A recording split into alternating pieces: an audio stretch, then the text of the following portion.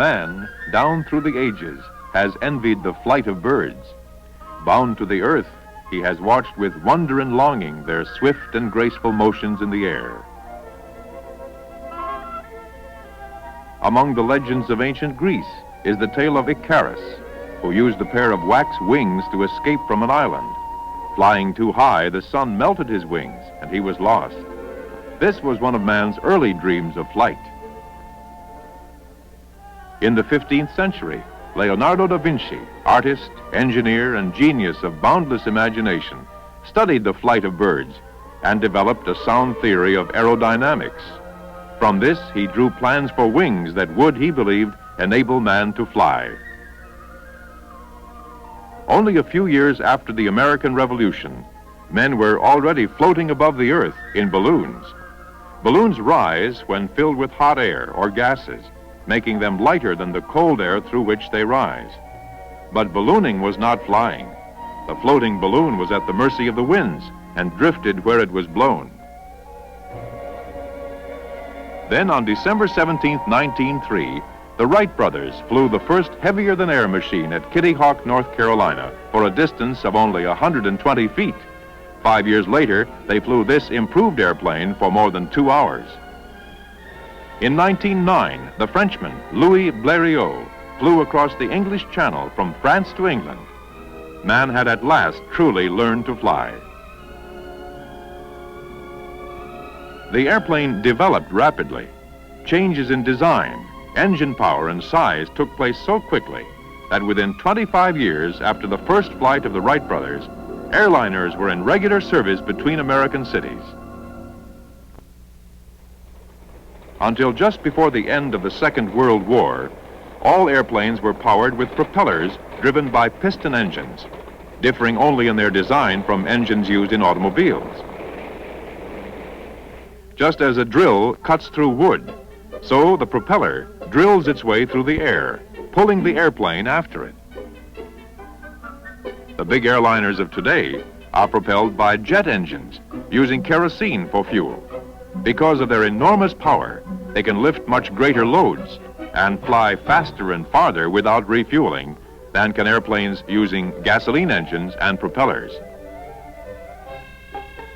A jet engine works like this. Air is sucked into the front of the engine and is then compressed by swiftly revolving blades that force it at high pressure into the burner section of the engine. Here, fuel is sprayed into the compressed air, which is then ignited by a spark, creating hot gases which are forced out through the rear of the engine. As this gas hurls itself against the outer air, it causes a thrust which drives the airplane forward, much as air escaping under pressure from inside a toy balloon forces the balloon forward.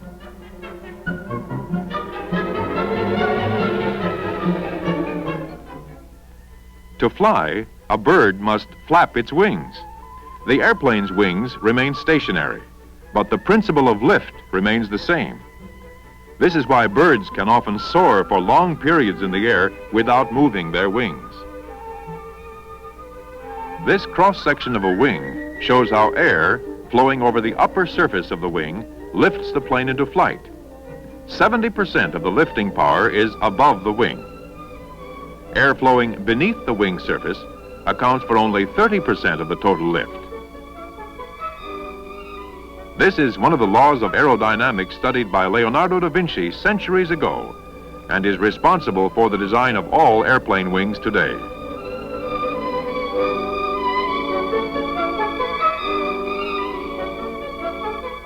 As the airplane rushes forward, the air flowing over and beneath the wing surfaces lifts it from the ground. The speed and distance necessary to lift the plane into the air depend upon its size, weight, design, and the power of its engines. Just as a ship travels through and on water, an airplane travels through and on a gas that we call air. An airplane is steered by means of its tail surfaces. This section is called the vertical stabilizer, and the part near the back of it is called the rudder. This is the horizontal stabilizer, and the movable section at each edge is known as an elevator. When the rudder is turned, the pressure of air against it forces the tail of the plane to one side or the other, changing its direction. Raising the elevator causes the air to force the tail downward, and the plane climbs. Lowering the elevator makes the plane's nose point downward. The ailerons at the tips of the wings are used to tilt the wings when making a turn.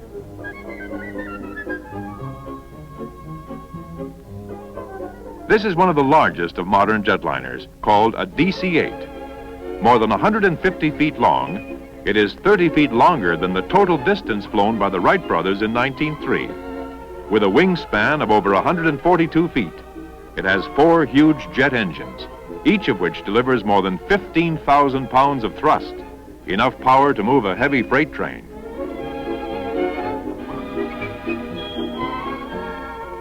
With a full load of 120 passengers, crew, fuel, baggage, and mail, this plane weighs 240,000 pounds, or 120 tons. It flies at speeds up to 600 miles an hour, at altitudes up to 40,000 feet above sea level, and can easily fly from California to New York without landing to refuel. The smooth operation of a passenger airline requires modern airport facilities and equipment, plus skilled and experienced personnel working with clock-like precision.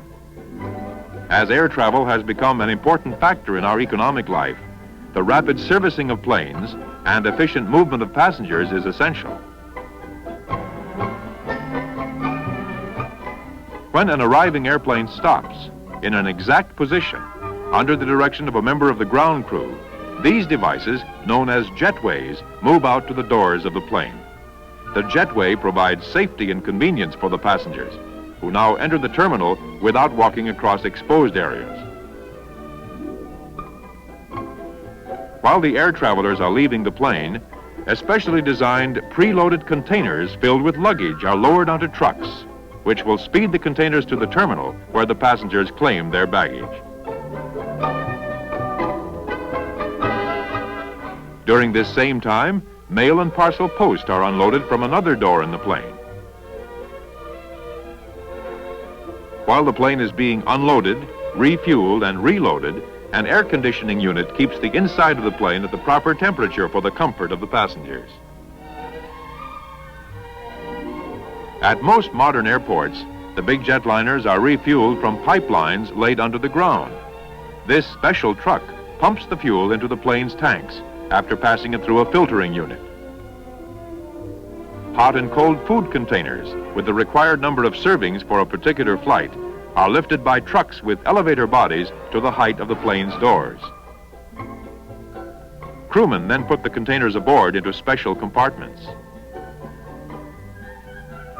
After all checking and servicing of the jetliner have been completed, one of the crew, called the flight engineer, makes a thorough inspection to be certain that nothing has been overlooked.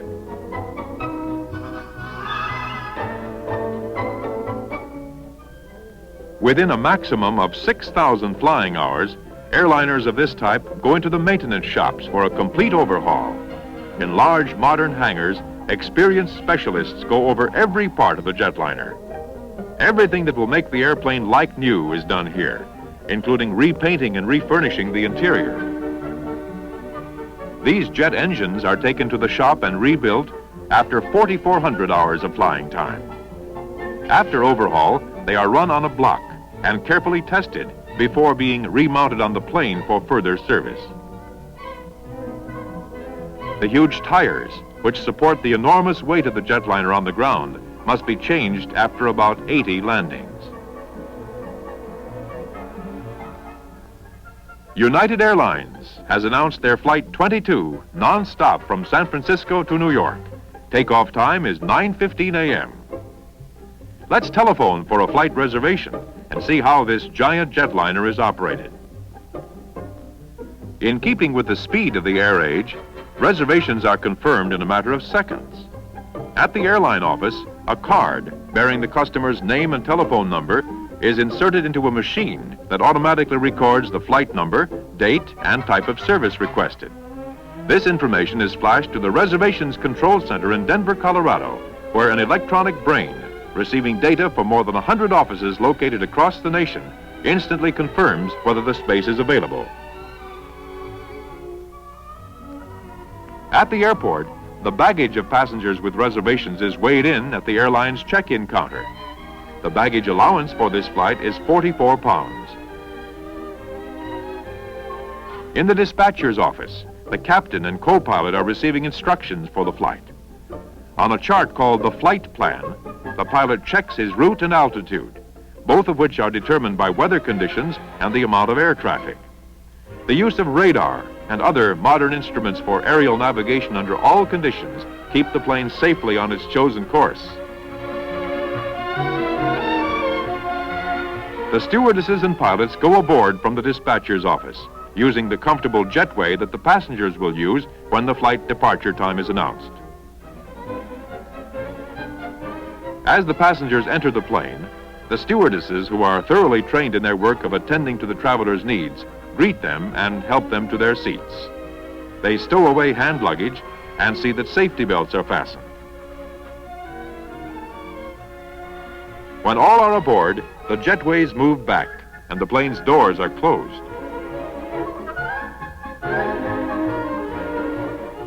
The nerve center of every airport is the control tower, which is operated under the direction of the Federal Aviation Agency. Before taking off or landing, all airplanes must receive clearance from the tower. Here, the staff is in touch at all times by radio and, when visibility is poor, also by radar with approaching aircraft.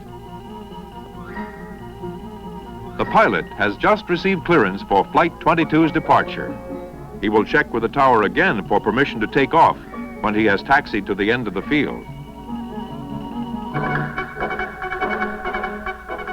As airplanes must take off into the wind, the pilot will taxi about a mile to the far end of the field, where he will turn the plane around for the run down the paved landing strip. With permission to take off, the jetliner moves forward with its great engines roaring, then rushes down the runway under full power until it reaches a speed of about 160 miles an hour, at which point it becomes airborne.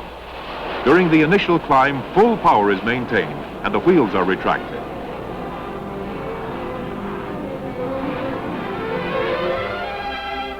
As the plane gains altitude, the passengers relax, and some accept magazines to read during the flight ahead.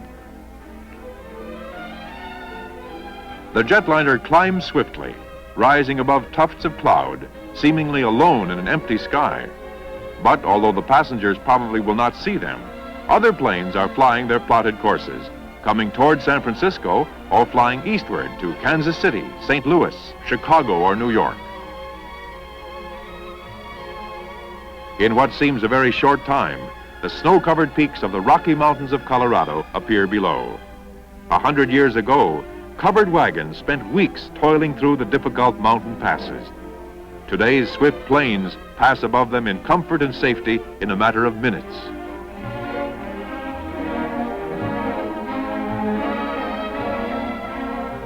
For those who want to rest, there are pillows and blankets for added comfort.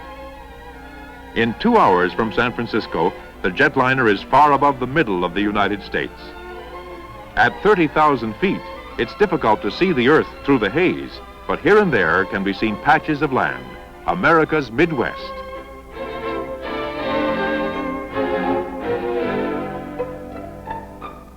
More clouds like drifting cotton surround the plane, now flying at 540 miles an hour, 9 miles each minute.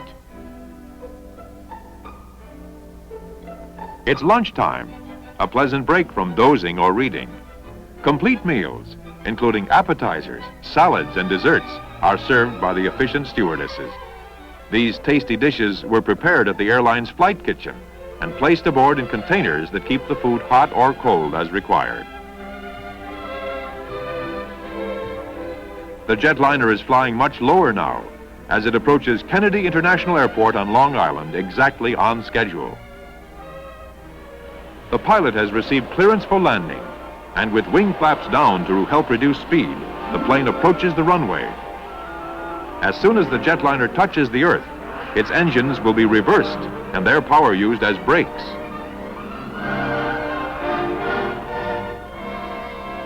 Four hours and 55 minutes after leaving San Francisco, the jetliner lands near New York City.